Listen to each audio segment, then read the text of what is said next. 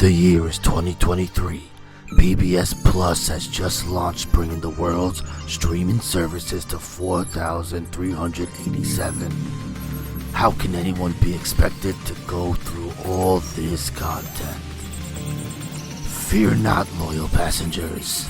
Captain Joe Shoes and his first mate Mez are here to travel through space and time to bring you the best nuggets pop culture has to offer. Strap in. It's time for the JoeMeZ podcast. Hello everyone and welcome to episode 357 of the JoeMeZ podcast. I'm Mez and my co-host as always is... the magistrate of Caravan City. I'm Joe, Captain Joe Shoes from the JoeMeZ podcast. Yeah, you are, buddy. What's up? Gomez, I had such an exciting week.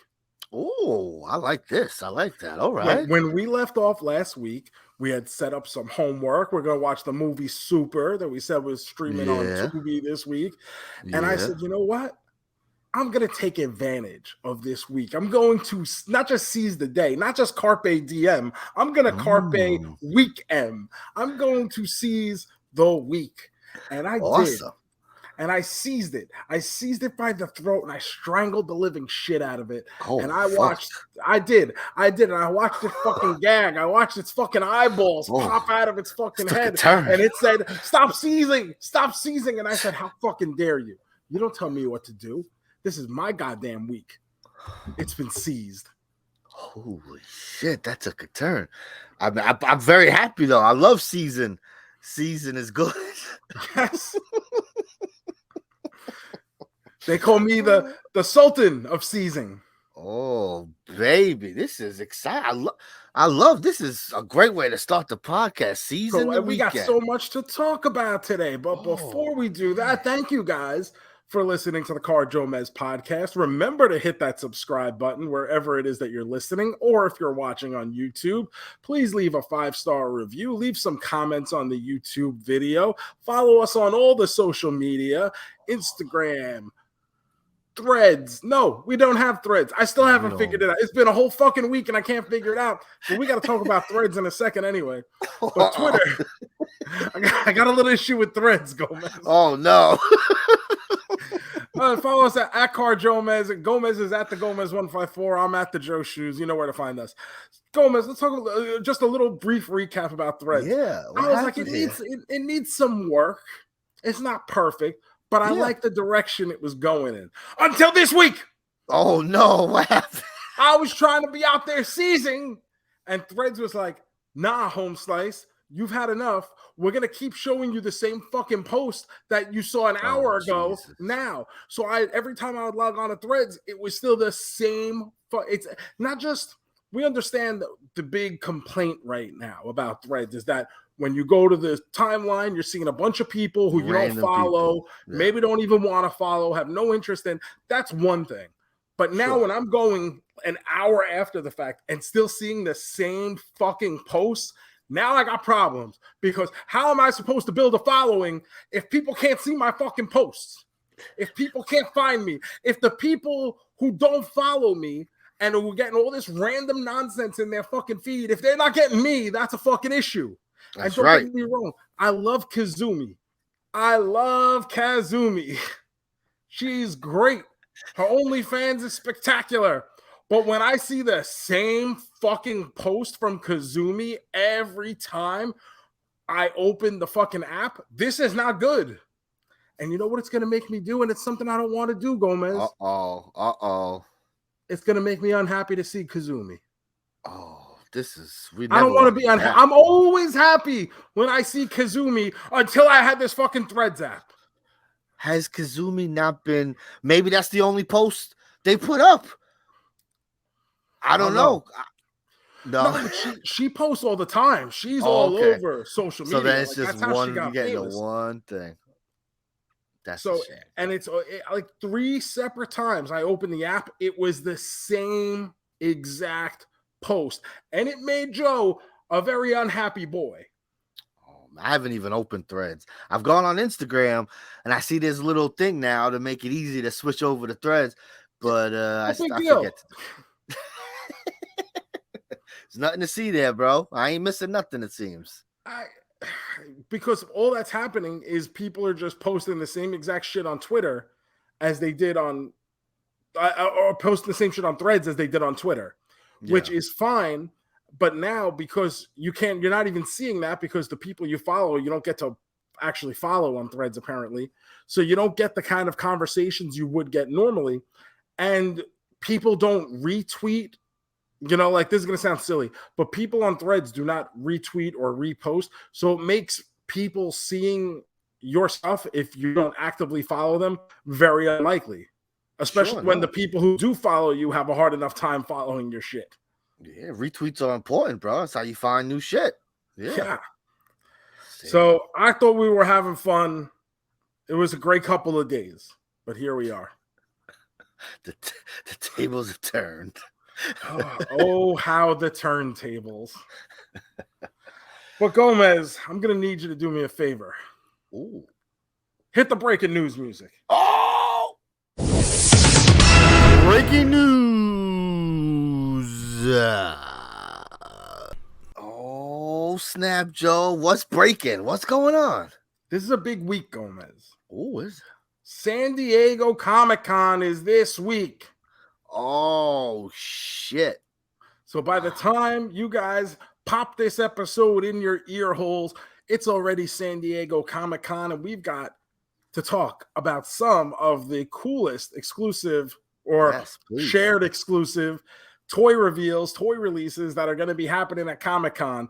JoeMeZ, you and I have already spoken about the Mattel WWE Muhammad Ali 2-pack, awesome wrestler shit versus boxer, as well as the WrestleMania 1 referee. Pretty cool. $70. Yeah, awesome.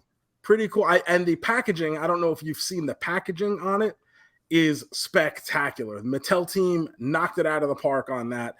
I kind of think I'm going to try to get it. I may try to pick it up. Ooh, love to hear that. Awesome. And we've got, there's just so much stuff. I think the big thing that people are talking about right now is Jurassic Park. What? Hammond collection, which is like their top level of, figures or whatever. Steven Spielberg. Really? Oh, that is going to be it. They did a Steven Spielberg figure. He comes with like a whole bunch of like camera equipment and stuff, as well as one of the dinosaurs.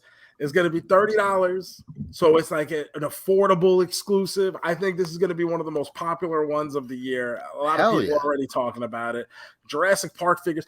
I never realized how big a collector's realm Jurassic Park was up until the past. I never, by the time Jurassic Park came out, I wasn't buying the toys at that point originally in what, 95 when the movie came out? 93? Mm-hmm. So I wasn't buying dinosaur toys at that point. And I never realized, and there's so many, I believe it's Mattel that has the license. There's so many different variations of Jurassic Park and the dinosaurs and all the different dinosaurs. They just kept coming in. I had a few back in the day. Sets. I never really understood that this was such a big collector's thing. But now Comic-Con exclusive Spielberg, people are going to shit their pants for it. Hell yeah. Every once in a while, one of these companies, they do like a Del Toro. They do one of these things. I know they make pops of these guys. Yeah. They make, John Favreau, excuse me. Mm-hmm. Who? And they get like a George Lucas Stormtrooper figure, I get it. So Spielberg, forget about it. That's going to be impossible to get. And speaking of Star Wars, this year, the Star Wars exclusive is a vintage collection. Book of Boba Fett themed packaging. Ooh. Black chrysanthemum. That's cool. You got to get them. You got to be a hard star. This is for the hardcore Star Wars people. Yeah, I'm sure it looks awesome. I'm sure the figure looks cool because it's a cool character. Like I do love that character. Absolutely. And it's $40. Sweet. That's not bad. And I'm sure this character is going to be available at other points, but this is going to be exclusive packaging and, all the accoutrement that comes along with being a Comic-Con exclusive. That's a big part of it, yes. Those packaging is sexy as shit. The G.I. Joe exclusive what's this is Chuckles, G.I. Joe classified style. Do you know who Chuckles is? I was gonna say, who the fuck is Chuckles, bro? So Chuckles was kind of late in the series of original G.I. Joes, but for me, he was a big time. Like, he was very important because I was old enough. I wasn't in at the very beginning of G.I. Joe. I was like really young. But by the time G.I. Joe had really hit, he was in like one of those waves where I got him when he was like a brand new figure, understood what I was getting. Yeah. It, like those kind of late series G.I. Joes, it was like him, Big Boa, Crocmaster. There's a bunch of Jinx. There's a bunch of these characters who weren't necessarily big in the TV shows or anything or in the cartoons, but they had these figures that had just come out, and then they were kind of like shoehorned into the animated movie a little bit. So Chuckles is one of those guys, and he had like a Hawaiian shirt, and he just looked cool. So he's the exclusive in the classified style, which is the like 6-inch kind of elite style from Hasbro. You gonna pick that guy up? So no, I haven't been collecting G.I. Joe classified. Okay. It would be something I would want, though. Yeah, like I'm looking at the. If they did him in the Super 7 style, I would kind of jump all over it. Okay. All right. Our Masters of the Universe exclusive, Gomez. You watched the recent cartoon, the Kevin Smith Netflix series. Yeah, good shit. So this will be for, I guess, we'll call it season 2 of the show. But it is Motherboard. So in this first season, we are introduced to what Motherboard is. It's people like praying to a computer. Yeah, they actually made a figure of Motherboard who was going to be voiced in this next season by Meg Foster, who was the voice. Well, I shouldn't say who was the voice, but she played Eva Lynn in the live-action Masters of the Universe movie in 1987. So she will be doing a voice for this character. It's basically a 12-inch scale figure, towers over the other Masterverse figures. It just looks really well done. $65, I believe, for this one. But for me, I'm passing. Really? I kind of stopped collecting Masterverse a while ago. They started with this new Eternia stuff where they're taking the characters and like doing them up all new. And that's not really what I want from my Masters of the Universe. I'm good with the origin style, which is that classic, you know, you want the old school style. I get it. That's all I want. That's what you think about when you think of He-Man. So I understand. Yeah. Yeah. So I don't need to be collecting everything either. You know, it's nice. Yes. It would be nice. Sure. But I don't have the room and I don't have the money to do everything. So this one's going to be a pass for me. But once again, Mattel knocked it out of the park on packaging and presentation again. The figure, everything about this looks dynamite. Okay. And now I saved some stuff for last because I said this stuff is going to interest Gomez. Oh, I'm excited. First one, X-Men animated, 1/6 scale shit. From Mondo, Logan. Oh, from Mondo, shit. $215 statue. Oh, Jesus Christ. 1/6 scale, looks amazing. They did the Sabretooth recently. That was just fucking. Oh, I can only imagine what the Wolverine looks like. Oh my God. Well, it's not Wolverine, it's Logan. So it's just him in the jacket, in his outfit. Yeah. Oh man. $215. Oh my God. Toys are expensive, bro. And they recently did a kind of all-encompassing Skeletor statue for pre-order, where it was you had like your Skeletor and then all your accessories and parts and stuff that could be switched out to be any version of Skeletor that basically has ever existed. So if you like the battle armor, the stuff is there for battle armor. If you want a Dragon Blaster, the stuff is there for Dragon Blaster. All different styled heads to represent all the different. It's absurd. That's a crazy toy, bro. I had to stop myself because I don't collect Mondo, and that's a slippery slope. Like I know if I open that door, I'm going down the rabbit hole. Be broke. I can't have that in my life. So I had to pass on it. But I was itchy for it for sure. Oh my goodness. And last two things, Gomez. Teenage Mutant Ninja Turtles Part 2, the movie. Secret of the Ooze from NECA. What you got? Oh, NECA, nice. Kino with his scooter and a bunch of Ray's Pizza delivery stuff. All the pizza boy. This is good. Yes, That's the pizza good. boy. Wow. With his bullshit little scooter. That's awesome. That's an awesome toy. $100 comes in a big pack with all the accessories displayed and everything. If you're down this Ninja Turtles rabbit hole that exists right now, this is a must-have. Bro, I just pulled it up. That shit is awesome. That is an awesome toy. I fucking love it. The scooter, oh, what a great toy. Oh, man. And last but not least, Gomez, we just spoke about this recently. Teenage Mutant Ninja Turtles 3 box set.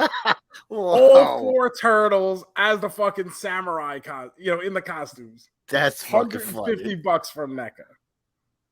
That's for all 4 of them. You got all 4 in one box for $150. Now, doesn't that make you crazy? I'm getting 4 figures for $150, bro, and everything else is $150 for $150. This is crazy. $100 for this guy with his fucking scooter. That's what I'm saying, bro. Come on now, that's crazy. But look, I just pulled up these. Wow, these Ninja Turtles look crazy, bro. Oh my god, look at that. NECA's always been. I have a few of their Freddy and their Jasons from back in the day. NECA is unreal, especially with their Turtles line. They were doing cartoon accurate turtles. Oh, these turtles look sick. Yeah, well, their movie stuff that they've done, and like all these side characters that they've done, the April O'Neil, getting the actors likeness rights. So the actor who played April O'Neil, like they did her. It's not just some random facial sculpt. It's that woman, the person who played Casey. Cool. Like they have killed it with their Ninja Turtle stuff. So if you're a Ninja Turtles collector, this is a hell of a time to be alive right now. Bro, I can't. It's too many things to collect, bro. Oh my goodness, it is too much. That's why, like I said, I had to cut down on just the master stuff. I can't have all the master. At one point, we had Masters of the Universe Origins. Then this is like now, this exists. Masters of the Universe Origins, Masterverse, and we had that CGI Netflix He-Man show that had a line of toys too. That's not even counting stuff like Mondo making these statues. They're just random things. Whatever other, like Tiny Tykes, He-Man, you know what I mean? Like all these stuff comes out of the woodwork. It's like, oh, but this is cool. Oh, and this is cool. Funkos, these offshoots that aren't exactly traditional masters. You can't have everything. Maybe Pixel Dan can, but not Captain Joe. Not me either, bro. Not me. I'll see Pixel Dan in a couple weeks over at PowerCon in Columbus. I'm excited. You excited for that, bro? Not as much as I have been in the past. It's just another toy convention. That's fun. So how many toy conventions? You don't go to a lot of toy conventions. I don't go to that many anymore. I don't. But so it'll be fun. It'll be a good time. But if it was the just kind of PowerCon that I want to go to, then I'd be a lot more excited. I get it. But it's still nice to see all the toys. Got to pick up my Pixel Dan exclusive Major Bendy's figure, PowerCon exclusive. That's awesome. Joe, actually, Spencer Powers, not Pixel Dan. Spencer, that's right. This is wrestling. This is alternate. Yes, that's right. Comic-Con's this week. Comic-Con's gonna look pretty different, bro, with this actor strike. It feels a lot less important. They're gonna be shit to do. Yes, exactly. Already, it's gone down. Before all of this went down, Comic-Con felt a lot less must-see this year to begin with. It felt like a lot of people were kind of taking the year off, or who knows if that's going to become a permanent thing. It's just become too big for its own good. And so you heard like Marvel and Disney were pulling out of their annual Hall H, presentation for what's to come. I think what this caused is the fact that they had to keep putting out these big things for Comic-Con caused a lot of bullshit with just nonsense being, okay, we got to have something to produce. So we've gotten a lot lower quality stuff just because they 100%. Felt the need to keep having stuff to announce. 100%. Every year, that was the big thing. Marvel. Oh, wait, one more thing. And they would announce some crazy ass actor or movie. You can't do that 7 years in a row. After a while, it's like, oh, shit. So I get it. But now, no actors are going to be there because they're on strike. So there's no promoting shit. And that's a new thing, too. That's a new development since our episode last week. We've talked about the writer's strike. But now as the actors' contract comes to a close, they have already voted preemptively to go on strike as well in support of the writers. So thankfully, we have Tubi and its library of really random, weird shit to watch and keep a podcast like this going in the meantime. If we were worried about what we're going to watch with a writer's strike, now with the actors, we ain't getting shit. They're shutting down production on, I was going to say Daredevil. I know it's not Daredevil. Deadpool. Yeah, and this is like a big fucking deal. They even pushed that movie up. That movie was supposed to come out November. They pushed it up to March. So that ain't coming out in March, I'll tell you right now. It's crazy. And it seems like nobody is close to any type of agreement here. There's a lot of wait and see bullshit happening. Have you listened to any of the interviews being done? Like Fran Drescher is I guess she's the union head for SAG-AFTRA. Yeah. So when I hear her, and I know people are going to immediately get on you bunch of rich actors, just shut the fuck up and make your movies. Like, no, people know. Like, there is such a there is literally probably tens of thousands of people in the fucking SAG-AFTRA union. And maybe 1% make huge money like you think all They're not all Tom Cruise. They're not all Tom Cruise, bro. Like, you know how many people are just in the background of films, like, not getting paid, just trying to have enough credits to keep their fucking health insurance? Yeah, bro. Exactly. 100% to keep their health insurance. Yeah. It's bullshit. And also, so we're going to get upset that Tom Cruise can make, $25 million for a movie, but the head of the studio is making $500 million. Yeah. What the fuck are we doing here? Getting bonuses left and right, and this is who we're supposed to be backing? Fuck out of here, bro. Give these people their money. We are a pro-labor podcast, whether that be 100%. Your local iron workers, whether that be the people that work at the deli down the street, whether that be the Major League Baseball Players Association, or whether that be the SAG-AFTRA actors and the Writers Guild. We are pro-labor, and I'm sorry if that offends you. No, bro. Corporations ain't your friend. Remember that, please. They all fucking suck, no matter how nice they might seem. Nope. So we don't play that. Give these people their money. Could you imagine? These people, they say they're on hit shows.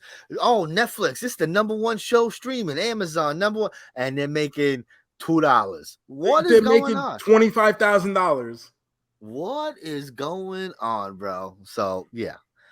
Get ready, folks. We're going to start watching some weird shit by the end of the year. Like, we just watched that American Gladiators documentary, and you hear the gladiators talk about, we made 20.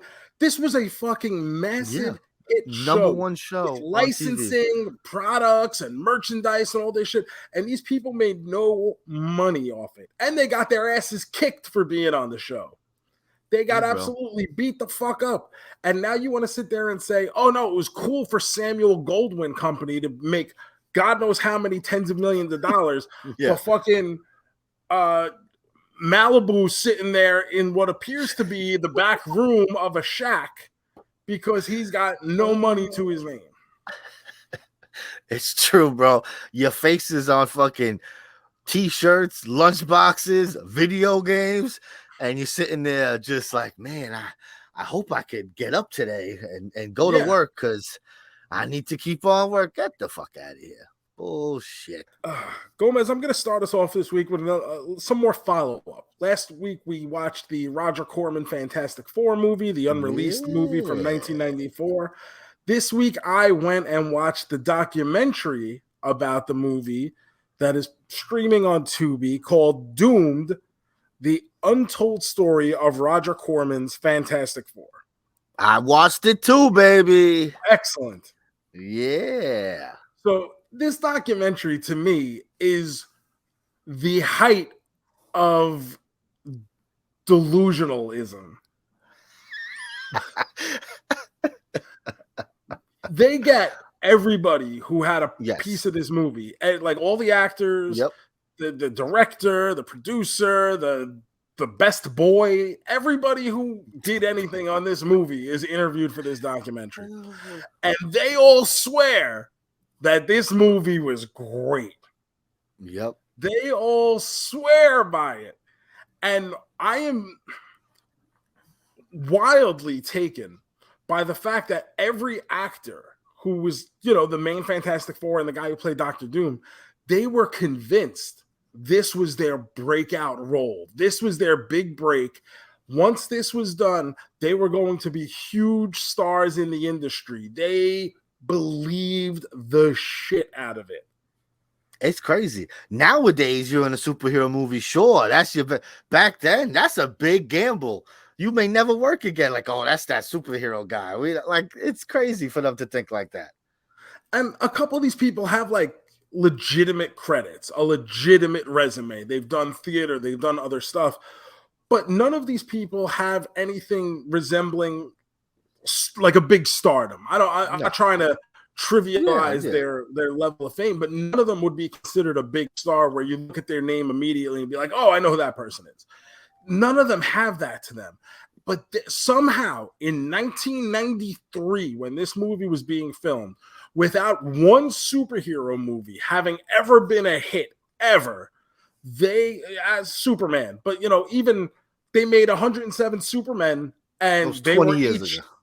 It was 20 years before that, and they were each less successful than the first one. So, but these people swore this is going to be it. This is going to be a break. I'm about to be a huge star. And what got me the most is the director coming on and talking about the guy who did the music. Because I came on this show last week and I said one of the things that struck me about this movie was how atrocious the music was, the scoring of this movie was, to the point where it became a distraction because of how terrible and out of tone with the film it felt.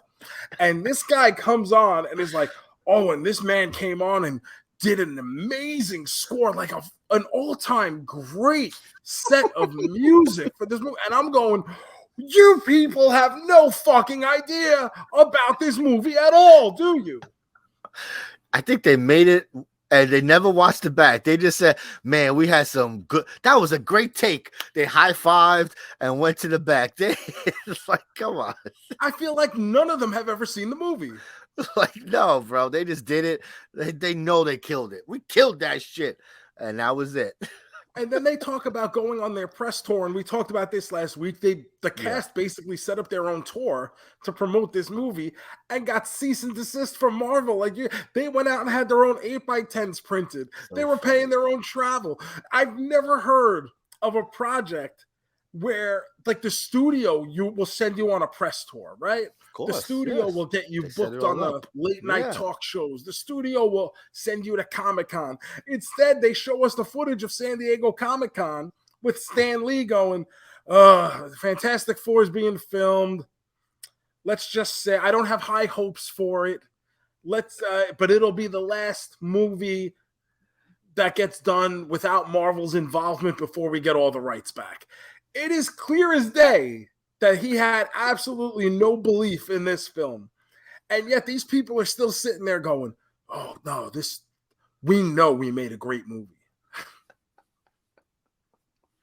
It's so funny, bro. It was fun. It was entertaining. That was very entertaining documentary, hearing these people just, woo. It was one of these things where I was paying half attention at the beginning and, you know, I'm like doing other things as it's playing. And then I just hear the people start talking, and all of a sudden I'm like, whoa, I got to shut everything else down. Put the phone away, put the computer to this. Like, I have to focus on the nonsense being discussed in this film right now, because preposterous is the word of the day for Doomed, the untold story of Roger Corman's Fantastic Four.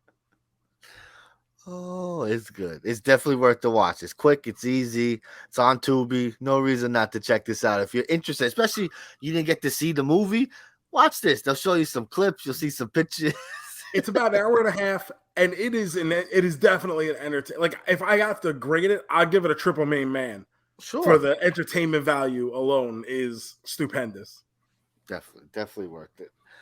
Oh man, Joe, I wanted to follow up with you on something. We haven't talked about this in a couple weeks because why would we talk about it again, right?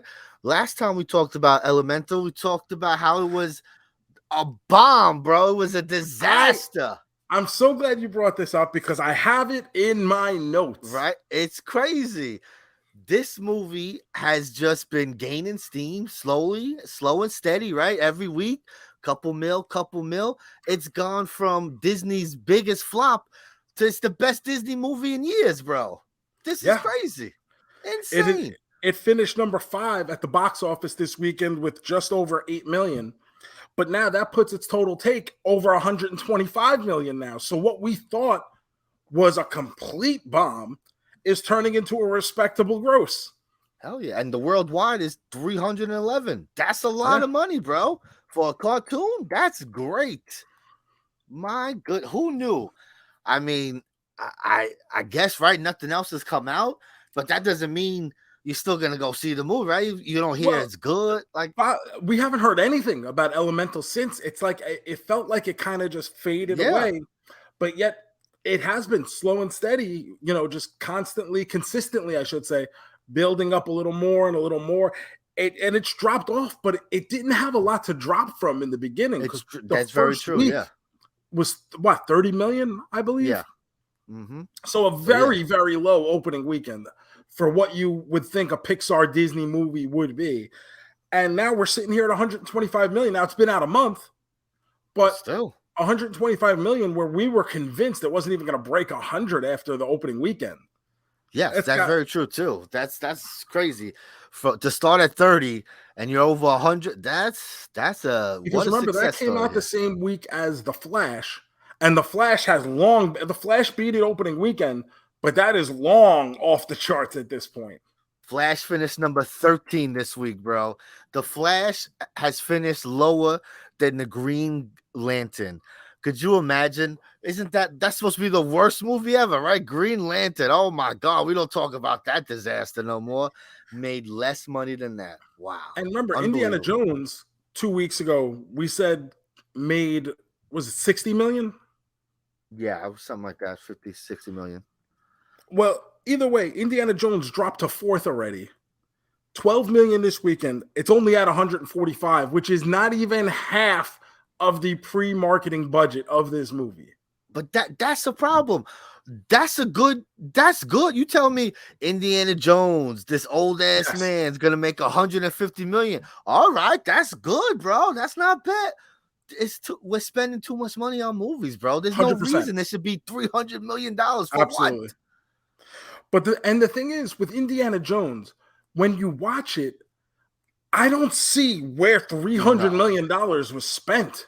No. I know that de-aging ain't cheap in the beginning, but it ain't $300 million worth of de-aging, you know? Like, that's crazy.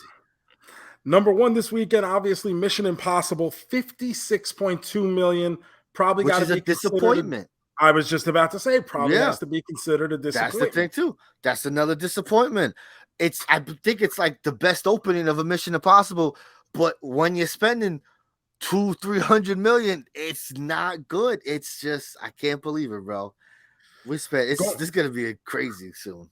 One of your movies, number 3 this week, 13 million. Insidious. Insidious is killing it, bro. About 58 million to date, and that's great movie, I'm sure this movie cost $15 to make. Literally, I think it cost 15 million. So it's doing good, and worldwide, I think it's over 100 mil. So like it's a smash hit. And this is like the 5th Insidious movie. You know, like this is like it's pretty crazy. But that's the thing. Keep your movies cheap. Make some money. Now there's number 2 on the list this week, which is a movie I ain't even fucking heard of. And I run a very successful pop culture podcast that I've had weekly for many years now. And yet, when I looked at this list and I saw that the number 2 movie this past weekend was The Sound of Freedom, I said, number one, what the fuck is The Sound of Freedom that made $27 million this weekend and has made $85 million to date? What the fuck is this movie, JoeMeZ? What is The Sound of Freedom? You don't know what this movie is. This is the I had no idea. This is the right-wing pedophile abduction movie thing. Like, this is like this child trafficking movie. This is all about this. And so it's like all these all your Republican friends and family are running to the theater to go see it because it's got our guy Jesus with Jim Caviezel, right? That's his name. That's what I think. He's the producer or something. Yeah, he stars in it as a real life story of a guy who took down a child trafficking ring. And this is very important because this is happening right now. They're snatching babies off the street, Joe. You didn't notice? Every time you go to the supermarket, they're snatching babies. They're snatching white ladies. It's crazy. It's dangerous out there. Be careful, Joseph. Please be careful. I'll have to watch my back. Thank you, Jim Caviezel. These people, they go into the movies, and these people don't go to the movies. You know that. You know your crazy uncle. He don't go to the movies. Yeah. But he's going to the movie to see this movie. And they're getting there, and they're like, bro, the lights stay on for the movie. The AC ain't working sometimes. The seat don't recline. It's the fucking Democrats. The liberals are doing this to this movie only. They don't understand. Movie theaters suck. You go to a movie theater, it's a crapshoot. It might not be projected right. The conditions might not be good, but apparently the liberals are doing this to make you not on go purpose. To the movies. It's only this theater. Every other theater, they got ACs. It's just this one. This one is broken in. Bro, it's just people are crazy. But they're going to see their movie. Their movie's made $100 million, bro. This is insane. I'm looking at this, at the whole list for the weekend going, how is this possible that there's a movie this high that's made this much money and I ain't even fucking heard of it?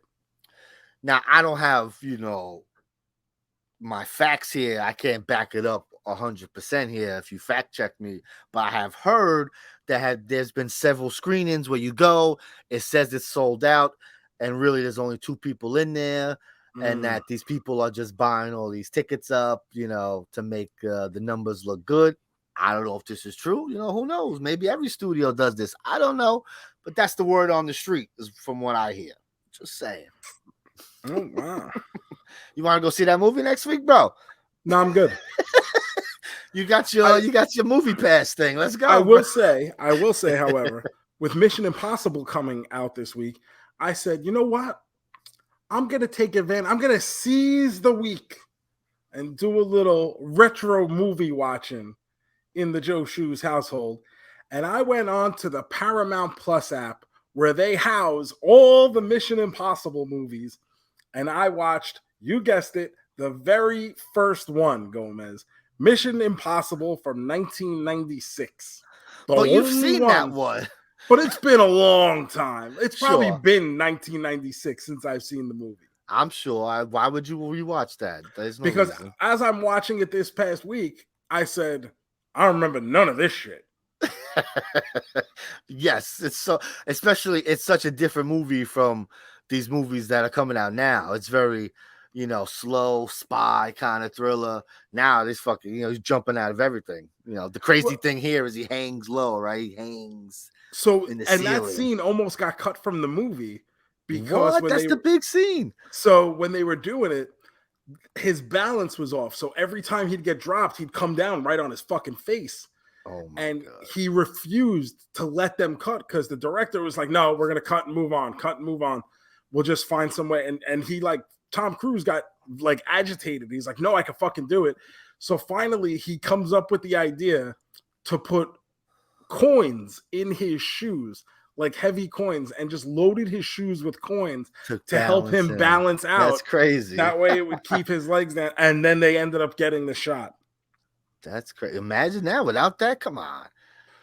The biggest thing I'm struck by in this movie is how long ago 1996 is when it comes to technology, because the internet is a big part of this movie. Sure. And the internet back then is a very different place than what it is now. Oh yeah. So Tom Cruise logging on to like the internet and then looking up things in the Bible that he thinks are going to connect the dots as to who the spy is one of the most absurd things to go and look back and like, oh my God, this is what these people really thought the internet was. It's fucking hilarious. Those are always the best things when you go back to the early 2000s, late 90s, when you see we got a computer hacker, and it's like such bullshit with the way what he's doing and everything. They had no clue. The best in this movie, the computer hacker is played by Ving Rhames. Yeah, baby. And apparently, because now I go doing a little reading after I watch a movie, and it's like Ving Rhames was cast because they thought he was the furthest thing from what a computer hacker actually looked like. That's yes. Nowadays, sure. Back then, 100%. Then nobody was hacking like him, bro. Get out of here. He's in last a lot little of the tidbit movies. On this movie. Ooh. This first Mission Impossible, the last motion picture from a major studio to be released for home video on Betamax. Wow, that's a cool fact.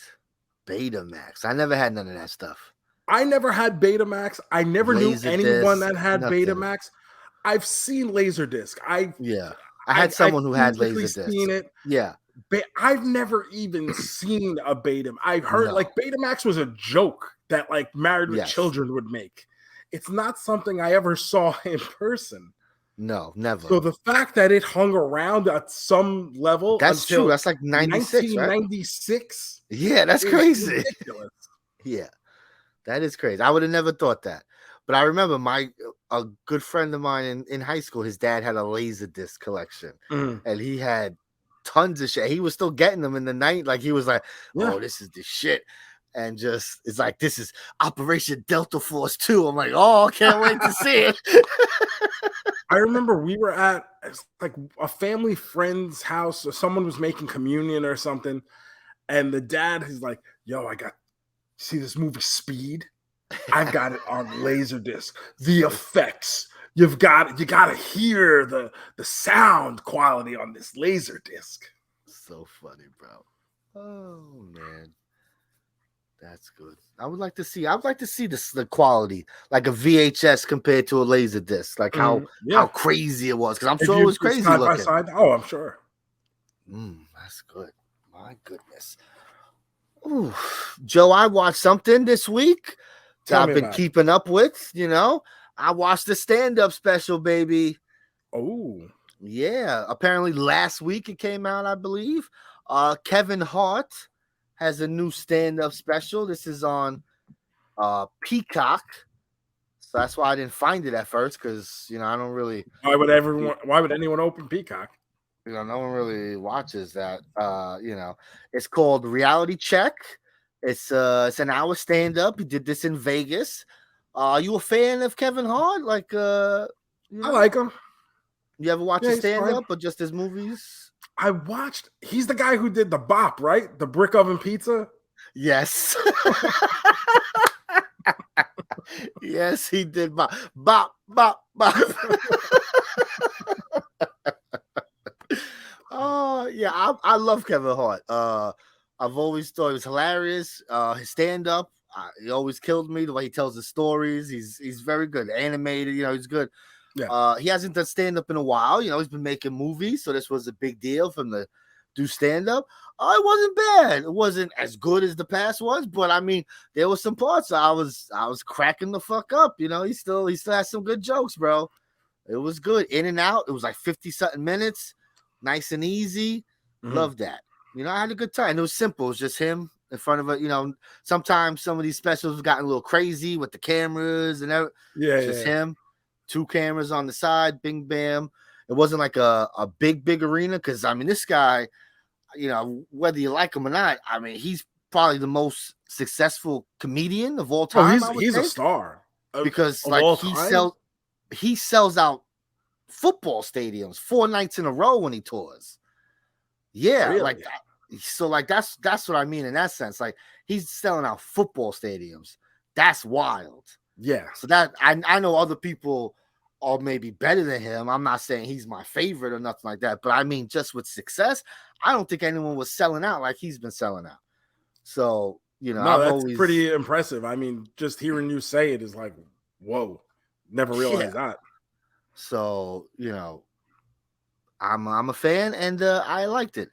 Like I said, it's on Peacock. If you have Peacock, you're into comedy, check it out, bro. Kevin Hart. It's good, quick and easy. My favorite. No, I'll probably give that a watch. I did watch his last special. I think was a Netflix special around the pandemic, and he hit us with that brick oven pizza bit, and I was fucking done. So good. They got that bop, man. They got that bop. Oh, but don't you love some? I love some bop. Brick oven pizza is the best. I will be shouting bop, bop, bop when I see that shit come out, bro. Oh man. I watched one other thing I want to bring up, Joe. Oh, here we go. You've got this wry smile on your face, like it's gonna be something I'm definitely gonna react to. No, it's just gonna be interesting. So, I went on Shudder. Like I said, every Friday they drop their new releases. So the new release this week was a movie called Quicksand. It's about two people Quicksand getting stuck in quicksand, bro. That's the movie.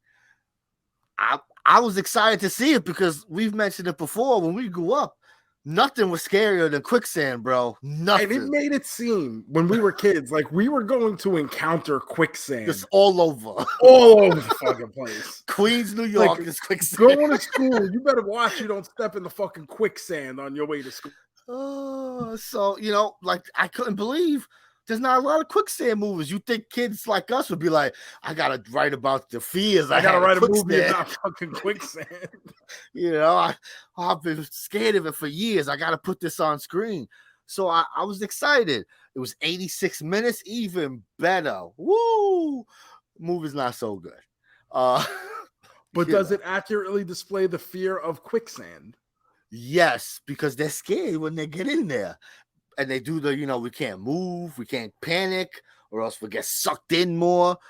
To me, if I made this movie, they would have been stuck in the quicksand 5 minutes into the movie. I would have said, boom, let's go. You're on a hike, quicksand. What else do we need? You get the setup when we're in the sand. We start talking. But this thing carried on. And it's my thing too, right? When you watch a movie, especially in the streaming age, they always got to hit you with a cold open, right? If you're not hooked in the first 2 minutes, I'm switching the thing, right? That's how they feel. So you do that. It was corny. Didn't really hook you in. But then it's like 15 minutes after that until anything happens. So I don't understand this mindset. I got to hook them, but they ain't going to do shit for another 15 minutes. I hope they stay on. Like, what are we doing here? Terrible. Unbelievable. A lot of setup.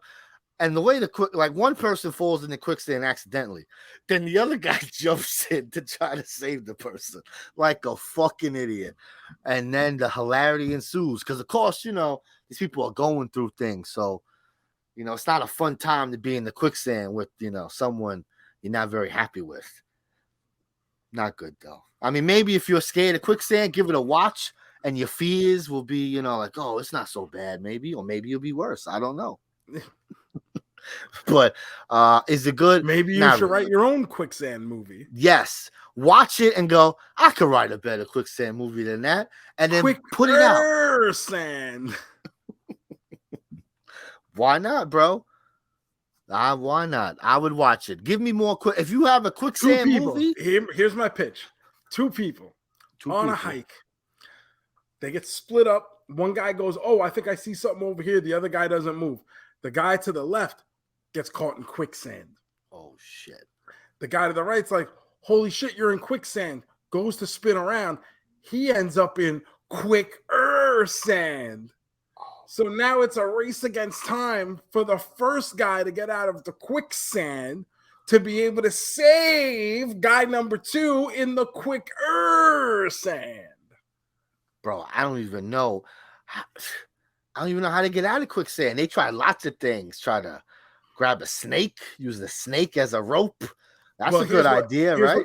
You call on the phone. You call the fire department, and they come because they got ladders and shit. but the fire truck gets caught in, wait for it, QUICKSAND. So it goes all the way to the bottom right away. We lose the whole fire truck. This is a crazy movie, bro. The craziest. Sign me up. I'm in. Opening night. Let's go. QUICKSAND coming to theaters near you. Oh, man. You watch anything else, Joe? Just our main event, our homework for the week. The movie is called Super. It is a James Gunn joint from 2010, and it was streaming on Tubi. God bless Tubi, baby. We love it. What's this IMDb say? I'm interested to see what it says here. After his wife falls under the influence of a drug dealer, an everyday guy transforms himself into Crimson Bolt, a hero with good intentions, but lacking superhero skill. Okay. Interesting. I think that's a good synopsis of this movie. Sure. Yes. Gives you enough about the movie without making you feel like they didn't tell you anything, but it also doesn't open up the whole bag of tricks here. Yes. I say he has a lot worse than that. I mean, he tries to do good, but I mean, he ain't doing good, bro. This guy, what a superhero. So this movie stars Rainn Wilson from The Office. He was Dwight, and he plays the Crimson Bolt, a.k.a. Frank, and also Elliot Page, who plays his ward, Libby, in this. And we get all the James Gunn regulars in. Yes, love it. Sean Gunn, Michael Rooker, Greg Henry, Linda Cardellini, Nathan Fillion. Everyone is here because James Gunn can't make a movie without any of them. Bro, if I made a movie where I wouldn't have my friends in it, you all be in my movie. You all be in the quicksand. You know what I'm saying? All of you. Once I kill you all in QUICKSAND, I'm not bringing anybody back. Because everything exists in the same universe, you know? So I can't bring you back after you've been lost to QUICKSAND. Well, I'll have to find a way out of there so I could come back. I can't be lost forever. It turns out that I was in the quicksand. I just saved myself and let everybody go their own way. I thought that's what your movie was going to be. One guy falls in the quicksand. The other guy turns and says, I'll be back with some help. Maybe he comes back. Maybe he doesn't. I don't know. He goes to the local pizza place, plays NBA Jam Tournament Edition, and loses track of time. Like, shit. It's too late. He's gone. So this movie, Super, we get Kevin Bacon as like the drug dealer Jacques, who they call throughout the movie because I guess Frank's character has never heard the name Jacques before, so he just thinks it's Jock, like a high school football jock. And he keeps like trying to come up with a plan to win his wife, Liv Tyler, back from Jock because she's gone. She's left him to go with this drug dealer Jock. It is an interesting movie. That's a good way to put it. Sure. It's very 2010s. It's very 2000s. The humor, the subject matter is definitely a capsule in time. It is. It's got a very negative kind of woe is me. The world is, the sky is falling mentality to it. This guy who can't get out of his own way in life. It reminds me a lot of, and this is going to sound funny when I say it. I understand that in advance, but the Batman trilogy, the Christian Bale Batman movies, where everything is dark and dour and everything is the worst. Everything is always the worst. Except for when we got the Avengers movies, right? And then it became about hope and teamwork and fighting together and, everybody's doing great. And this movie is the Batman movies on a smaller scale of just one guy without any kind of superhero abilities, without any kind of multi-billion-dollar bank account to fund his superheroing. He's just a fucking loser who works at a diner and has never had anything resembling success in his life, and just everything sucks. And the one thing he does have is this wife who basically settled for him because she was a fucking mess and he seemed nice enough. And now she's left him because she wants drugs. And honestly, I don't blame her. He is a loser, bro. And drugs are fun. So I think James Gunn was going through a divorce at this time. So I think that To Jenna kind Fisher? of yes. So that kind of informs some of the See, I don't movie think here. so You because don't think so? I don't know if the timeline matches up. Okay. Because when he gets this script, he shows it to Jenna Fisher. And Jenna Oh, Fisher reads it and says, "Hey, I really like this. You know who would be great in the role of really? the Crimson Bolt? Rainn Wilson."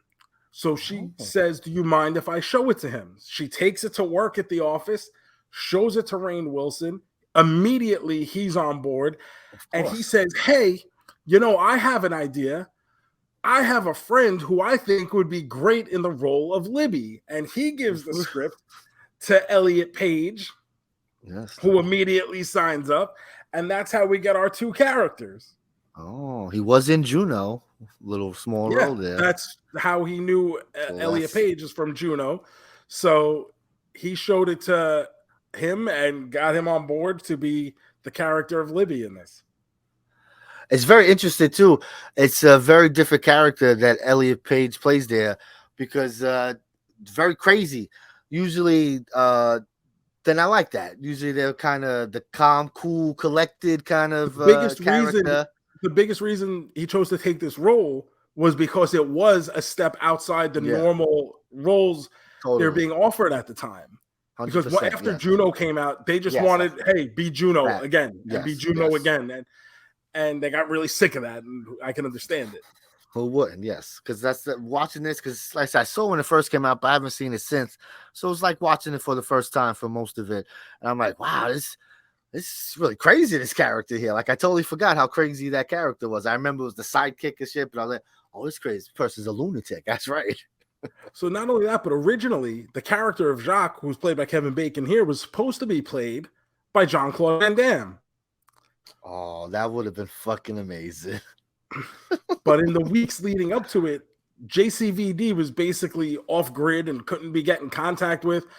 And James Gunn had so much riding on this movie Yeah, because he's sure. still relatively unknown Yeah. at this point, that he's like, I cannot take this chance with, that this guy just doesn't show up for filming. And they get Kevin Bacon to hop in last minute and Not a take this bad role. replacement. Pretty Yeah. good.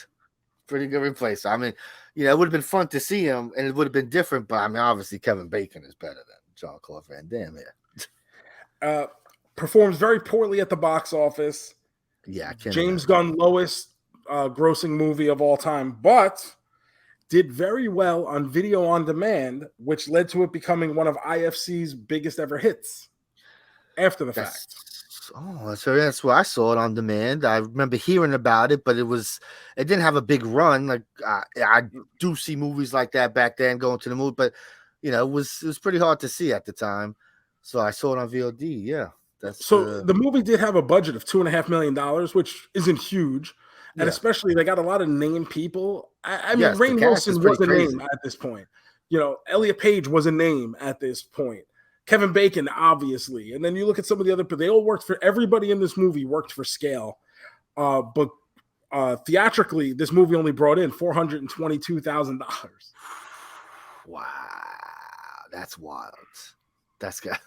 I can see how many theaters that opened in, because that's a low number.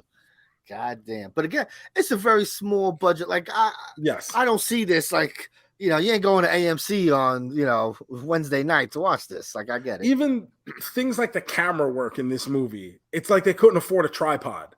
They cut the tripod budget and put it on Rainn Wilson or something. Because as you're watching this, the camera is so shaky and wildly unsteady throughout scenes where it's not like it's calling for an unsteady camera. I wonder, because action was kind of like that. So I wonder if he was trying to do something with that, because like a lot of action movies back then with the Bourne movies and stuff, they did a lot of the shaky can action. So I wonder if he was trying to like you're there. Yeah, I wonder if he was trying to go for something there, or like, hey, it's cheaper to do this, so let's try this. I get it. The Nathan Fillion cameo, just fantastic. It's one of my favorites of that he's in there as the Jesus guy. doing this thing. It's fantastic. I The gotta say. hairpiece is spectacular. It's so good, and I love when he shows up in these movies because it's always fun. It's always I gotta do a favor for my friend. Let me have a good time, and this is one of the best ones. He's having a great time here, and he's doing it again coming up. As he'll be the new Green Lantern in the DC James Gunniverse. Pretty crazy. I'm sure it's a small cameo. Maybe he even dies because there's lots of Green Lanterns. Yes. Green Lanterns, and he is not one of the big main ones. one. Yeah. Yes, he's not one of those. So I wonder how far they get with it. But I mean, I'm excited to see him in it's a big ass movie. This man's gonna be the Green Lantern, and that's pretty fucking awesome. Oh, Castle. Look at us. Look at us. He'll always be Castle.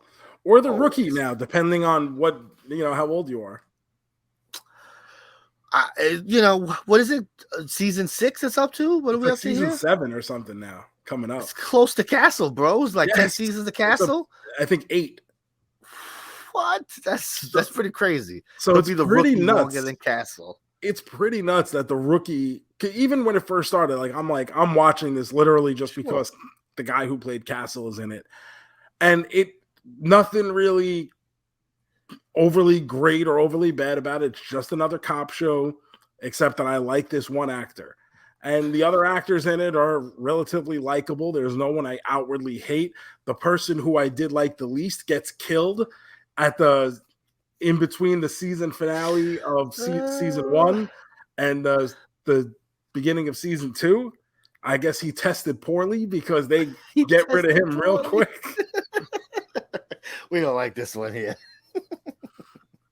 What's funny is that it's one of the other rookies that Castle joins the force with, but this kid, as a younger kid, he was on an episode of Castle where he was in this family, and Castle hunts him down because he was doing an episode where this guy's neighbor was a Santa Claus who killed someone and went and stole this very expensive clock.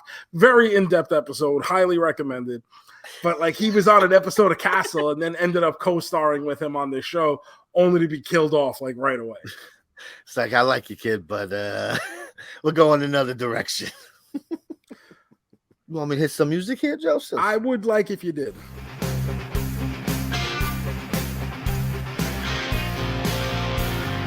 Are you a man? A double main man? Are you a man? A triple main man? A man? A quadruple main man? Are you our man? Are you our man? Super. 2010, 2011. I don't know. I still 2011, but it could have been 2010. I have 2010 in my notes. One of those. James Gunn, Super. Where's the fall on your main man standing? It's not bad, but I don't think it's overly good either. It's kind of a dour tone. And yes, that works for the time period. I think looking back now, you're just like, wow, this guy's a fucking loser. The main character. And that's the way I look at him. At some point, and I know this is going to sound privileged in a way, I suppose, and I don't mean it to sound that way, but there comes a point where if you are unhappy in your life, you have two choices. Choice number one, make a change. Be open with yourself, identify what is causing this, and make a change. Or choice number two, continue to do what you're doing, but then shut the fuck up about it. And this character seems very content to just continually be miserable. And there are certain situations where I think I can almost make an exception to my little statement there, where you make a significant amount of money or something, and it's like, I need this money to live or put my kids through school or something like that. Sure. But when you are a short order cook at a diner, you live in a shitty apartment like this guy does, honestly, dude, nothing's stopping you. Yes. And if this is what's going to make you unhappy, nothing is stopping you from trying to do something to make you happy. So I have no sympathy for this character and the way he's portrayed, where, okay, he does have this wife who obviously is with him only because he's safe and she has nowhere else to go. based on the way they portray their relationship. It's not true love, no matter how bad he wants it to be. And he just comes off like such a loser. And I'm almost happy when Jacques is like knocking him on the floor and having his goons beat him up. Because sometimes people do need to get beat up. Yeah. Wake up call. Yeah. So the story doesn't really vibe with me. And the superhero stuff, I actually do find pretty good because this guy, when he decides to become a superhero, it's not like all of a sudden he learns how to fight. No. It's not like all of a sudden he learns, ninjutsu or something like that. No, he's a fucking loser just dressed up as a superhero and getting fucked up. And hopefully he gets out of this alive. And that's the movie we get. And it's not the worst thing you'll ever see. It's certainly not the best thing you'll ever see. To me, it's right in the middle. It's a 2.5 main man. I'm with you, 2.5, baby. It's not terrible. It's not great. There's some good stuff. There's some bad stuff. Your mileage definitely might vary depending on how you feel about certain topics and things like that. The violence is very violent. I don't mind that, but I mean, it gets pretty crazy sometimes. So, it's definitely not the best James Gunn movie. It might be my least favorite off the top of my head. I'm trying to think of some stuff that he's made, and I do think it's something you should see. Like it's it's definitely a time capsule of movies and the way things were in that time. But other than that, I guess it's kind of skippable. It's nothing. If you get to it, you get to it. I feel like it's one of those movies. Definitely. Yeah, I think that's very fair. It's on Tubi. You're bored one night, sure, but that's not oh man, I gotta get to this. Nah, it's all right. You'll be all right if you don't get to it for a while. I agreed. Don't worry about it. Joe, this week, baby. You ready for this week? What could it possibly be? Are we up to Barbieheimer yet? It's Barbieheimer time. Yes! Barbieheimer. Oh, boy. So the plan here is we're going to go see Barbie, obviously. Yes. I will be seeing Oppenheimer because I love me some was Christopher planning Nolan. on doing it as well. If you want to see it, I'm a big Cillian Murphy guy. He's great. Cillian Murphy. He was very good in Red Eye.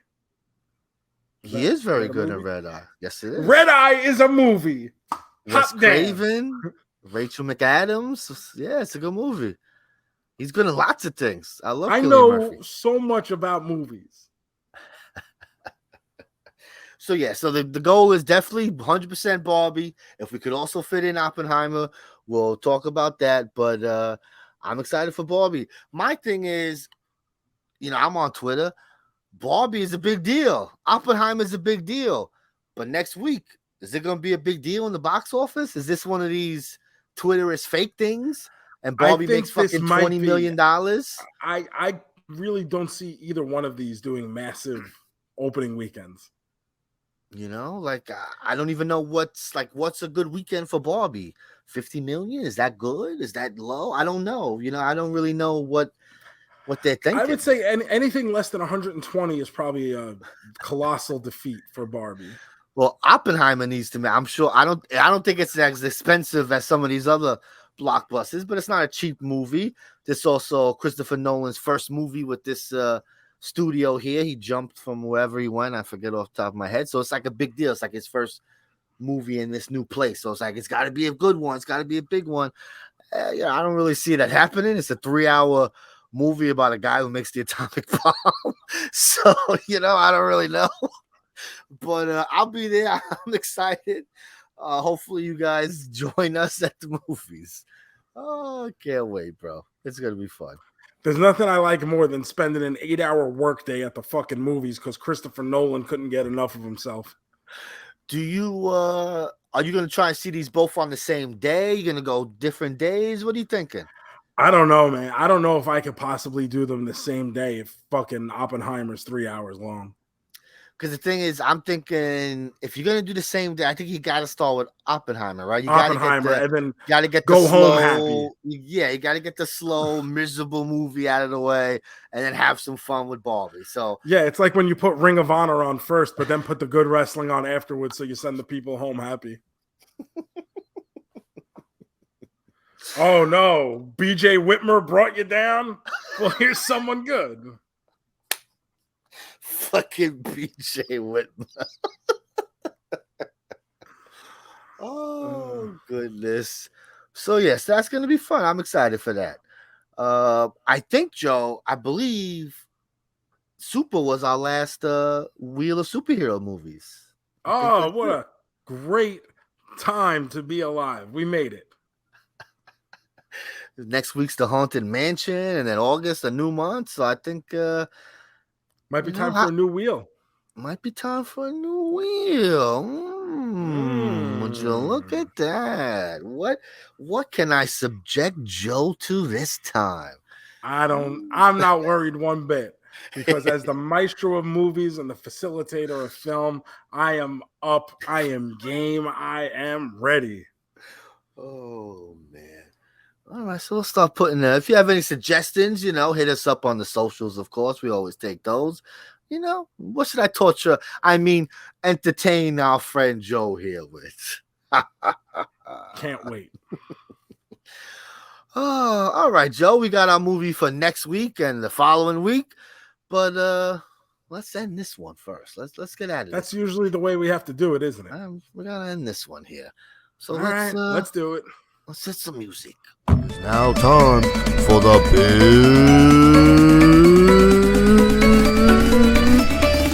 finish.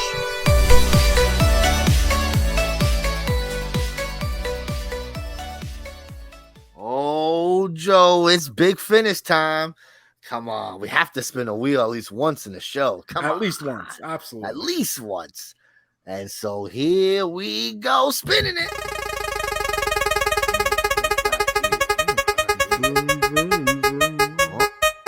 Oh, it's gonna be so close.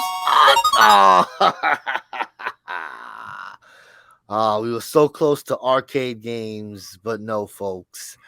Today's big finish, Joe's favorite topic. We're doing Star Wars. Top 3 Star Wars characters. Oh, baby. Here we go. I know you love so many. It's going to be hard for you to pinpoint. This is actually really easy. Number 1, my all-time favorite Star Wars character, the bounty hunter, Bosk. Love him. That is your boy. I love Bosk. And he also looks like the mascot for the Vegas Golden Knights. So I went to a game and got really drunk and just started yelling, Bosk! Bosk! And then everybody around me was like, what the fuck is wrong with this guy? But I think it looks like Bosk. Oh, I'm an old Star Wars nerd. My number 1 favorite guy, Grand Admiral Thrawn, baby. That's my boy. I can't wait to see him live action coming. It's coming to kill all your favorite people. I can't wait. Oh, baby. My number 2, once again, very simple for me. I used to have a Beanie Baby type plushie of this character in my very first car, sat in the back window. Of course, I'm talking about my double main man, Max Rebo. Joe's got the hits. He's playing the hits, bro. He knows it. If there's one thing I know, it's Star Wars. Number 2 for me. Here we go. It's the hot take machine. Kylo Ren. That's me, bro. I love me some Kylo Ren. He's the best. He's what Anakin should have been. This is the best part of this new trilogy is that man. Adam Driver is fantastic. I love him. He's the best. I hope he's Mr. Fantastic. I would love that so much. Oh my God. No. He'd be he's a great Mr. Fantastic, bro. Seriously. That cocky. Oh, he's perfect for it. Perfect. Come on. No thanks. Number 3 for me, once again, this might be a hot take. I have grown to love this character. Listen, I know you're all gonna get mad at me, but Jar Jar Binks, number 3. Misa, number 3. Misa think you crazy. Listen, when the last Star Wars trilogy was making the rounds, I went back, watched all the original Star Wars, everything that was already out, the first 6. And honestly, Phantom Menace is a lot better than you think it is. I'm not saying it's like the best movie ever, but Phantom Menace is a lot better than you think it is. I will say Attack of the Clones fucking is absolute dreck. Way better. But Phantom Menace is a lot better than you remember it being. And Jar Jar is not that bad. And I pop for Jar Jar and I like Jar Jar. And anytime I see memes with Jar Jar, I can't help but smile. My number 3. Hello there. Obi-Wan Kenobi. He's the best, bro. Come on. How you don't like old Kenobi there? Ben Kenobi. He's the best. Ewan McGregor kills it. Love him. So good. Honorable mention for me, Salacious B. Crumb. Why are you laughing at that? I love it because it's not often we get a bonus. I'm just finished stuff. So Salacious B. Crumb is this little motherfucker that hangs out next to Jabba the Hutt. And it's great. He's like so fucking ugly and shit. And I just fucking love him. And now if you go to Galaxy's Edge over in Hollywood Studios and stuff, you can buy the little dolls where he sits on your shoulder. Oh, he's that's got like great. a little pump thing and he'll talk and shit. It's great. Salacious B. Crumb, honorable mention. Come on. Babu Frink, you like that guy? Bad baby. Come on, it's good stuff, man. Hey, no mention of Grogu on this show, bitch. He's cool, but he's got to do something. He's 50 years old. Come on. At some point, move out of the house. Bastard. Oh, man. There we go. The king of Star Wars, Joe here. That's me. Thank you guys for listening to the JoeMeZ podcast. Remember to hit that subscribe button. Leave a 5-star review wherever it is that you're listening to this. Or if you're watching on YouTube, a like and a subscription go a long way. Follow us on all the social media at JoeMeZ. You can follow me personally, Instagram, Twitter, TikTok, Threads at the Joe Shoes. Buy one of these Captain Shoes t-shirts over at ProWrestlingTees.com/Joe Shoes and follow my own YouTube channel, youtube.com/Joe Shoes. The Gomez154, Instagram and Twitter. Twitch stream, twitch.tv/Mez Movie. Come on over. And we'll be back next week talking about Barbie Oppenheimer, big movie week. Fuck it, we're going to watch them both. Make it happen. The worst of the world and the best of the world all in one week. And remember, it's your week. So fucking seize it. Carpe Weekem. Love it, baby. Can't wait. So with all that being said, JoeMeZ, let's make like Tom and Cruise. Peace.